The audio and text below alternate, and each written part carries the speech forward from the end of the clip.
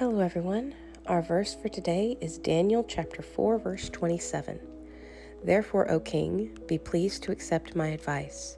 Renounce your sins by doing what is right, and your wickedness by being kind to the oppressed. It may be that your prosperity will continue. This verse is Daniel speaking to Nebuchadnezzar, the king of Babylon.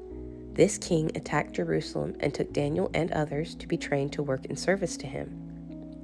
Here, Daniel is interpreting a dream this king had had, and Daniel said that basically because this king had become so proud as to continue to glorify himself rather than God, Nebuchadnezzar will essentially lose his mind and live like a wild animal until he acknowledges God. The reason why this king's self-glorification was such an issue is because of what he had already witnessed and said. In chapter 2, he has a different dream and tells his wise men that unless they can tell him what his dream was and what it meant, he'd have them executed.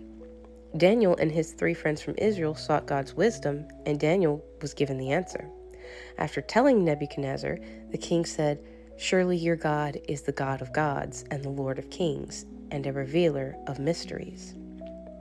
Then, in chapter 3, we have the well-known story of Daniel's 3 friends, Shadrach, Meshach, and Abednego.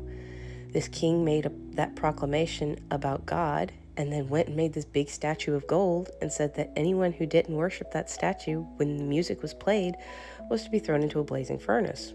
Well, after Daniel's 3 friends refused and were thrown into the furnace and come out unharmed, King Nebuchadnezzar said, "Praise be to the God of Shadrach, Meshach, and Abednego, who has sent his angel and rescued his servants. Therefore I decree that the people of any nation or language who says anything against the God of Shadrach, Meshach, and Abednego be cut into pieces and their houses be turned into piles of rubble, for no other God can save in this way."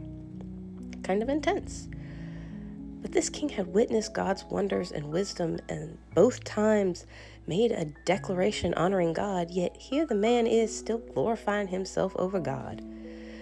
To me, this shows that we can see the evidence of God, praise his name, and still fall victim to pride. No one is immune to pride, and Jesus will be returning soon. So swallow your pride. Be on guard against pride in all its subtle forms. Humble yourself and stay humble.